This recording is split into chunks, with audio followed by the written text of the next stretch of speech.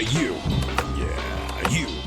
Do you want to grow chonkers of tomatoes? Massive tomatoes. Well, You're not gonna get the answer in this video. But if you stay tuned and subscribe, in a future update, I will definitely show everything that I've amended all the soils with. But for now, we're just gonna take a look at what's been growing on in City Garden for now. And look at some of the tomatoes. Some of the tomatoes had to get culled because, well, as you can see, there are some, there's a little bit of blight on some of the tomatoes, and we kind of don't want that to spread. So we are minimizing any sort of risk of that happening by just picking them off.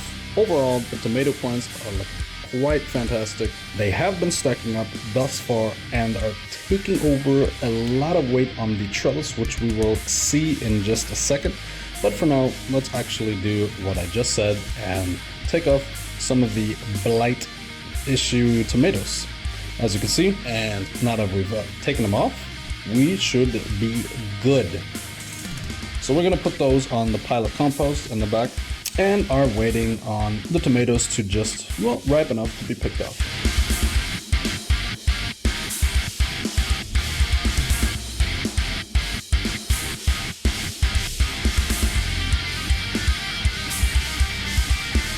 So this is what the trellis is looking like right now. We do need a new trellis.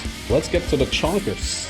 Those with the chonkers at the pretty much at the start. Nice. And now look at them. Wow. Absolutely massive. I think we call them Oxheart is the variety. In German it's called Ochsenherz. And if I go search online why this specific variety of tomatoes is called Oxheart, well, it's pretty much in the name. It has the form and the size of the heart of an ox, or it's basically resembling that size and shape of the heart of an ox. It is the 19th August of 2025 and we are harvesting some of the ripe tomatoes. We're probably going to do that pretty much every day, but that's all we got for the tomatoes. Let's look at my prize producer, the habaneros. I freaking love this plant. Like, this was an absolute, I don't know, it's an astounding plant to me. Growing this plant has been an absolute pleasure because you amend the soil just right and you get so many habaneros. Like, it's absolutely crazy. Look at just how many are on this plant. The first time I counted over 16. I think it was over 19 on this one plant. And I want to believe that it has produced some more flowers. They have also started to produce fruit because they have been pollinated correctly, and thus producing more and more fruit.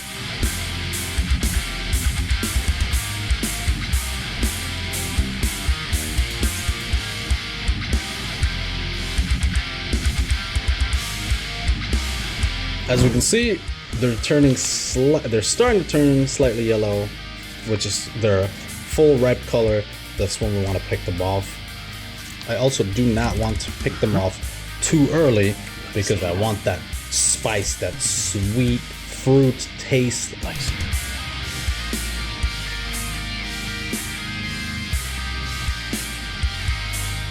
Let's go ahead and pick some fruit off the habanero plant. Boy, are they looking good. And I can tell you right now, tasty, super, super, super tasty. Spicy, sweet, just the way I like my treat.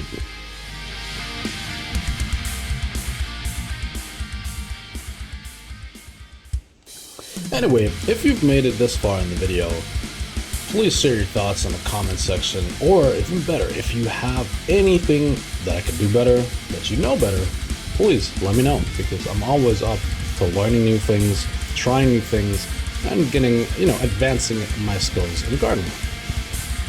With that being said, thank you for watching, and I hope you enjoyed this last part, which is just me snacking on some berries. I'll leave you with that. And as always, remember, if I can grow, what's stopping you, man? What is stopping you?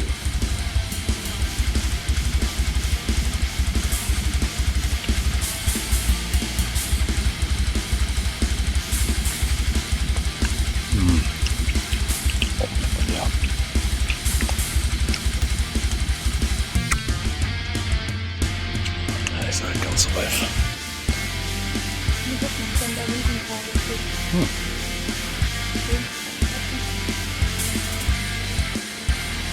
That's a very ripe blackberry.